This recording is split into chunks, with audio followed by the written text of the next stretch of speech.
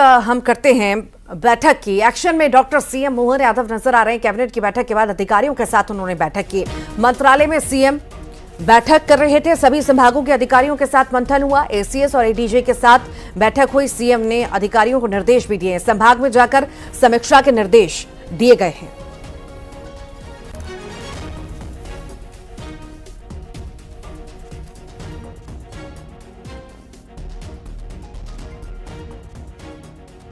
को हम देखें, कई सारे मुद्दों को लेकर के चर्चा जो है इस बैठक में हुई होगी और विभागों के बंटवारे को लेकर ऐसा कयास लगाए जा रहे थे कि इस बैठक में मंथन होगा, पर ऐसा कुछ होता हुआ दिखाई दिया नहीं।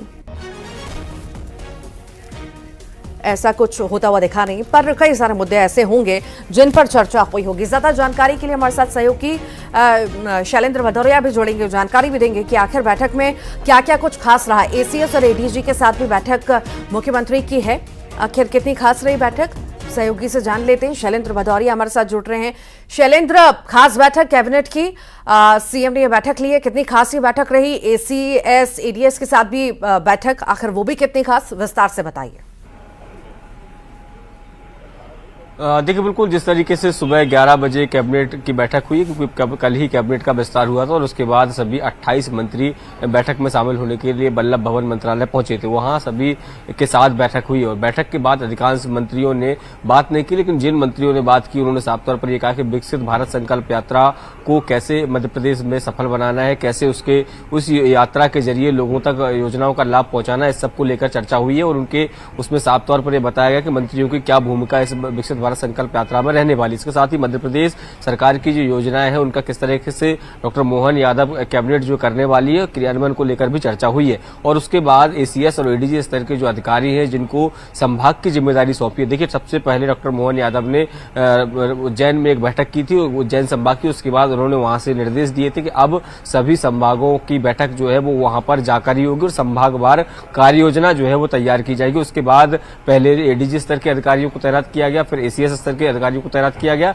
यानी पुलिस और प्रशासन जो जुड़े अधिकारी हैं उनको संभागवार जिम्मेदारी सौंपी गई है और उनसे सबसे उस संभाग के 6 महीने का विकास का रोड मैप मांगा गया है। तो वो रोड मैप को लेकर आज जो है वो महत्वपूर्ण बैठक मंत्रालय में चल रही है। उसके बाद एक बैठक और है जिसमें महापौर के साथ अन्य जनप्रतिनिधि उनके साथ डॉक्टर मोहन यादव बैठक करेंगे और बैठक के माध्यम से वो जानने का प्रयास कर रहे हैं कि मध्य प्रदेश में आगामी 6 महीने का रोड मैप क्या होना चाहिए, किस तरीके से काम करना है। इस सब को लेकर लगातार बैठकों का दौर जारी और आज भी वो सुबह से लगातार बैठकें कर रहे हैं। तमाम जो आवश्यक दिशा निर्देश है वो तो दे ही रहे हैं, लेकिन उसके अलावा लोगों से राय भी ले रहे हैं कि आखिर मध्य प्रदेश के रोड मैप को लेकर क्या क्या होना चाहिए। जी, वाकई ये बैठक बेहद खास हुई होगी, चूंकि सभी मंत्री भी शामिल हुए होंगे और अपने अपने क्षेत्र में किस तरह से आगे बढ़ना है, किस रणनीति के तहत आगे बढ़ना है, सभी पहलुओं पर निर्देश भी दिए गए होंगे, चर्चा भी हुई होगी। बहुत शुक्रिया फिलहाल के लिए शैलेंद्र। विधानसभा चुनाव में मिली करारी हार के बाद भोपाल में हो रही कांग्रेस की मंथन में सामने आया कि गुटबाजी और भीतरघात के चलते पार्टी हारी है। बड़े नेताओं के सामने जिला अध्यक्ष और जिला प्रभारियों ने अपनी बात रखी और पार्टी को नुकसान पहुंचाने वालों की शिकायत हुई।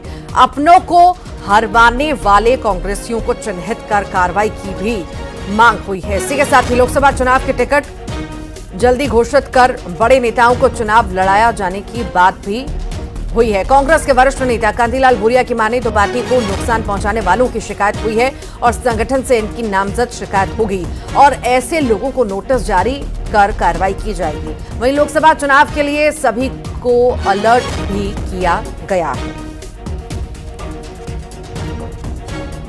कई लोगों ने बताया है कि पर उसकी भी जो प्रत्याशी थे हमारे जो हारे हैं और जो कांग्रेस वालों ने भीतरघात किए उसका नाम और उसका शिकायत उनके प्रभारी हमारे उनको दी है और उसको आधार पर उनको नोटिस जारी होगा और जारी करने के बाद उसका संतोषजनक जवाब दिया तो उनके खिलाफ कार्रवाई करने की बात कर रहे हैं।